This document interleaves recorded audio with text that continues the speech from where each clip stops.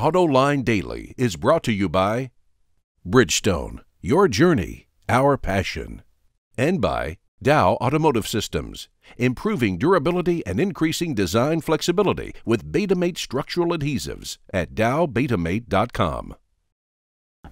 Welcome to Autoline Daily, where we work to help you understand what's going on in the global automotive industry. In today's show, will the American auto industry hit a recession in 2017? Recalls set records, and later on in the show, we'll get to your questions and comments. Now the news. AlixPartners, the consultancy that specializes in turning around distressed automotive companies, is forecasting that a recession could hit the American market in 2017. This year, sales are on track to top 16 million units, and AlixPartners forecasts that they'll keep climbing for the next 2 years, peaking out at nearly 17 million units in 2016. But then, it says, the floor will drop out, with sales plunging to only 15.8 million vehicles in 2017 and keep on dropping to only 15.4 in 2019.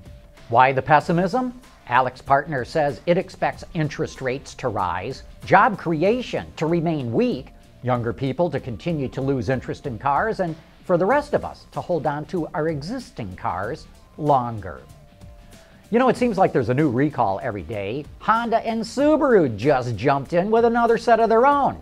So it's no surprise to learn that automakers have already broken the record for recalls in the United States.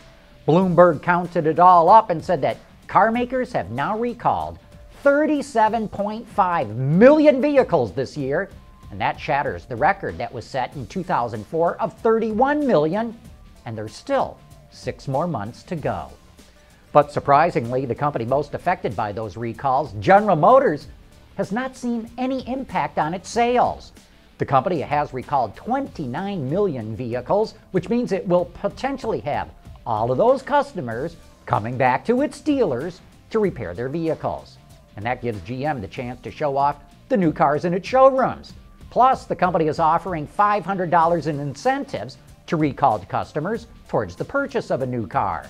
And it all seems to be working. Just last month, GM had its best June since 2007. A number of major automakers have boasted about having autonomous cars on the road by the end of the decade, but we haven't heard a whole lot about commercial vehicles, until now that is. Daimler is showing off a concept version of its Mercedes-Benz Actros truck, equipped with radar sensors and a stereo camera, to monitor other vehicles and objects and keep the truck in its lane. And it's equipped with V2V and V2I technology. Daimler says it'll be commercially ready by 2025. You know what the #1 complaint in the US for trucking companies is? They cannot find enough drivers. There's a shortage of truck drivers. And the #1 reason for that is so many applicants fail a drug test. Hey, don't forget to join me and Gary Vasilash tomorrow night for Autoline After Hours. Our guest is Michael Bryan, the head of product planning for Hyundai Motor America. Here is your chance to hear how the product planning people see what's going on in the marketplace. Hey, coming up next, it's time for You Said It. Dow Automotive Systems, driving solutions in automotive, commercial transportation, and aftermarket with innovative products like Betamate structural adhesives. Lighter, stronger, safer. dowbetamate.com. And now it's time for some of your feedback. Andy heard our report how electric superchargers will be showing up in production cars in Europe in 2016, and he wants to know, aren't F1 teams using electric turbos on the 2014 engines to keep the boost up? Well, that's close, but not exactly. As part of their KERS system, F1 cars now use an electric motor to maintain turbo RPMs during deceleration to eliminate turbo lag. The electric superchargers that will be used in production cars will directly boost the engine. Bradley heard our report how LED headlamps can cut CO2 emissions in cars by 1 gram per kilometer, but maybe we didn't do a good job of explaining it. He says, I have a hard time understanding the direct connection between LEDs and CO2. Well, let me try and do a better job of explaining it. LEDs use far less electricity than conventional headlamps. That means the alternator does not have to work as hard to crank out more juice. And that means the alternator does not put as much of a load on the engine, which makes the engine run more efficiently, which saves fuel, and that reduces CO2 emissions. But who'd have thought that headlamps could help automakers cut their CO2 emissions? Jason Gregg heard me berate the California Air Resources Board regulations for zero-emission vehicle credits as being almost impossibly complicated and costly. He says, "John, if you don't like the CARB scheme, let's hear your alternative." Well, fair enough, Jason. Here goes. Why not set a target for each automaker to cut its own CO2 emissions?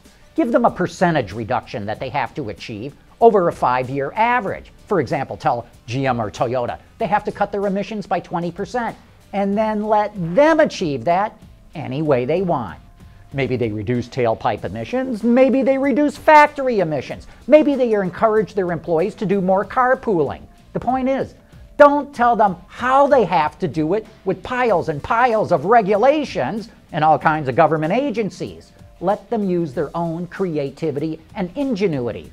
Of course, it would have to be measurable and verifiable with painful penalties for missing the targets. But I think this would produce far faster results at much lower cost. And finally, we got a letter from someone whose name I can't even read because it looks like it's written in Cyrillic. But here goes anyway. Now that diesels are becoming more popular in the US, how about a reboot of the Detroit two-stroke? Well, yeah, that Detroit diesel two-stroke engine certainly enjoyed mythical appreciation in the heavy truck market.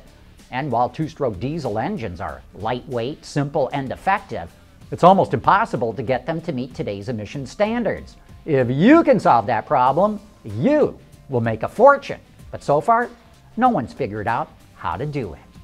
Hey, thanks for all your letters and comments. We really appreciate getting them, even if I can't read your name.